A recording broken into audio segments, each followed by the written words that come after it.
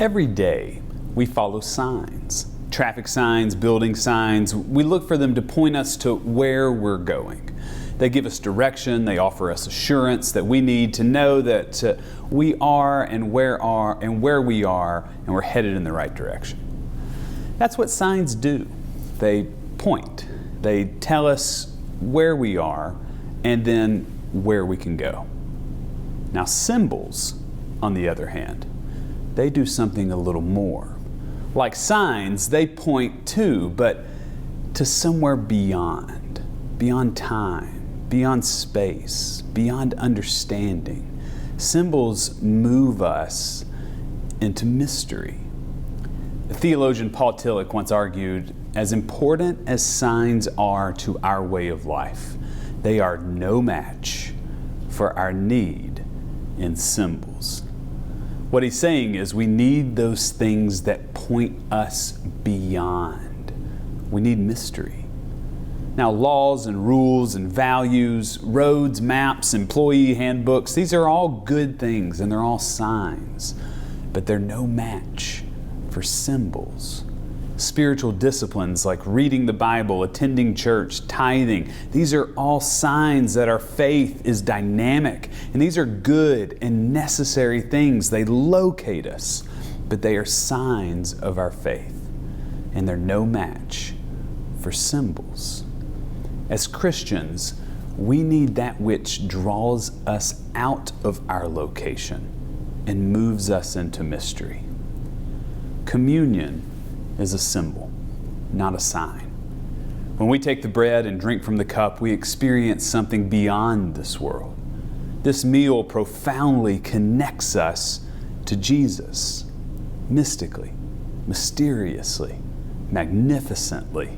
It offers us Christ's love, which is immeasurable.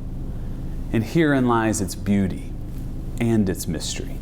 It knits and unites all things to God. It's a macrocosm of God's love, but bound up in a microcosmic symbol of bread and wine. This meal binds us all together.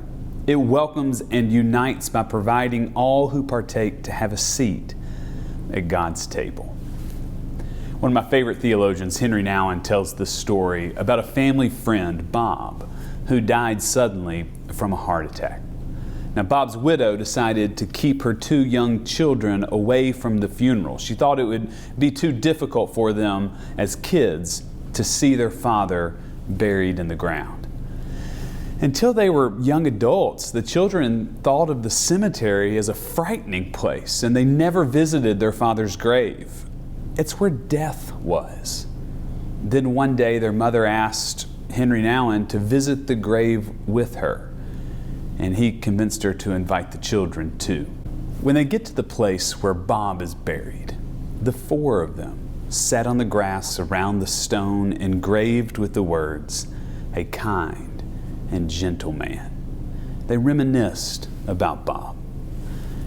Then they came up with the idea of having a picnic there. They decided that the best way to honor this person that they love so much is not just to think about his death, but also to find strength and to give thanks for his life. And this moment and this meal was such a symbol for them. They now go to the cemetery and have a picnic on Bob's grave regularly. They tell stories and learn that their tears of grief and their tears of joy, they aren't so far apart as we usually think. Now, it may seem strange to have a meal on top of a grave, but it's as close to what Jesus tells his disciples to do when he asks them to share bread and wine in his memory. And we participate in this same mystery today. So this morning, we invite you to lean in to mystery.